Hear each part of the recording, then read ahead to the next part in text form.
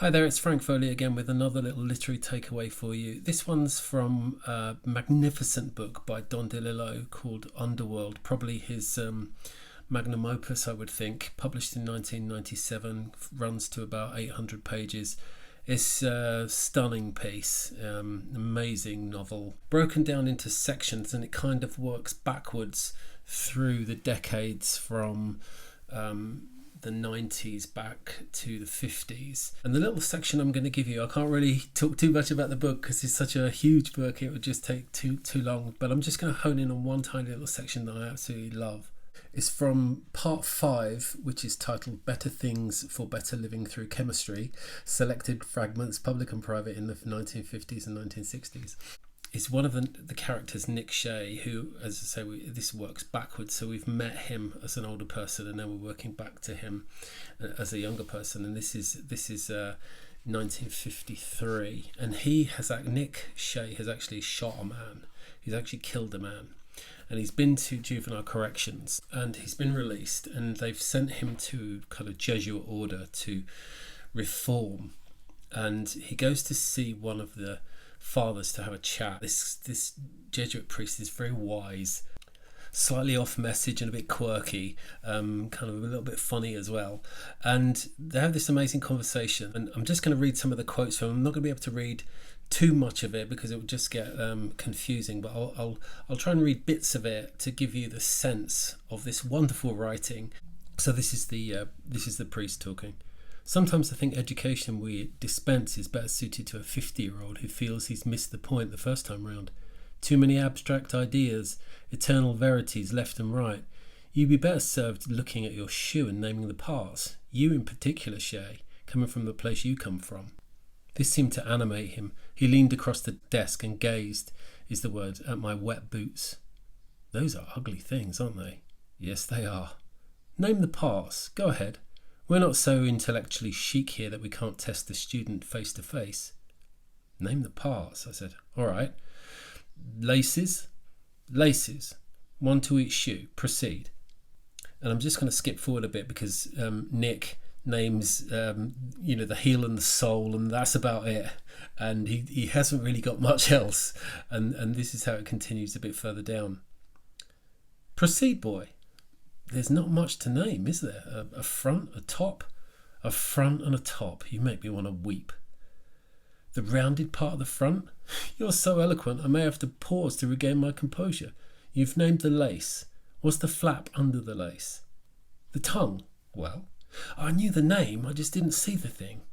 He made a show of draping himself across the desk, writhing slightly, as if in the midst of some dire distress.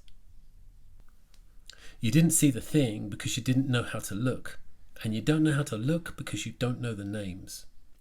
Okay, so then the priest puts his foot on the desk, where he kind of gets his shoe on the desk, and then he continues. He says, "Okay, we know about the heel and the sole." Nick says, "Yes." "And we've identified the tongue and the lace." "Yes." With his finger he traced the strip of leather that went across the top edge of the shoe and dipped down under the lace. "What is it?" "I don't know." "It's the cuff." "The cuff." "The cuff. And this stiff section over the heel, that's the counter." "That's the counter." "And this piece amidships between the cuff and the strip above the sole, that's the quarter." "The quarter," I said. "And the strip above the sole, that's the welt." "Say it, boy." "The welt. How everyday things lie hidden because we don't know what they're called. What's the frontal area that covers the instep?" "I don't know." "You don't know. It's called the vamp." "The vamp." "Say it." "The vamp. The frontal area that covers the instep." "I thought I wasn't supposed to memorize." "Don't memorize ideas. And don't take us too seriously when we turn our noses up at rote learning. Rote helps build the man. You stick the lace through the what?" "Oh, this I should know." "Of course you know. The perforations at either side and above the tongue. I can't think of the word. Eyelet." "Maybe I'll let you live after all." "The eyelets." "Yes." "And the metal sheath at the end of each lace?" He flicked the thing with his middle finger. This I don't know in a million years. The aglet, not in a million years. The tag or aglet? The aglet, I said. And the little metal ring that reinforces the rim of the eyelet, through which the aglet passes? We're doing the physics of language, Shay. The little ring. You see it? Yes. This is the grommet, he said. Oh, man.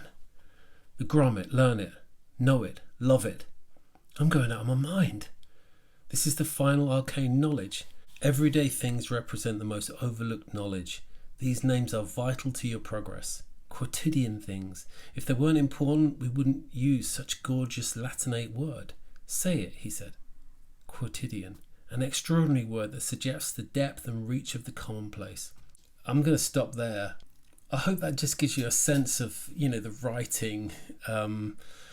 It's just a wonderful exchange between this older, wiser person who has the knowledge you're going through experience of the world, and how he's trying to convey that to this boy, this young man who has done something terrible, and he's trying to, I suppose they're trying to reform him, but the priest knows to a certain extent that this process is, maybe what they're trying to do is too black and white to really fit the kind of nuances of human nature. DeLillo is a brilliant writer. I love his prose, and the detail and the complexity really captures the nuance and the complexity of human interactions. So I hope that's given you some sense of it.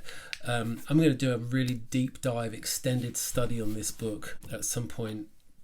It should be ready by the end of this year, so have a look on my website. It's frank-foley.com for that, and many other breakdowns and little literary takeaways. So hope you've enjoyed that one, and thanks very much. Cheers.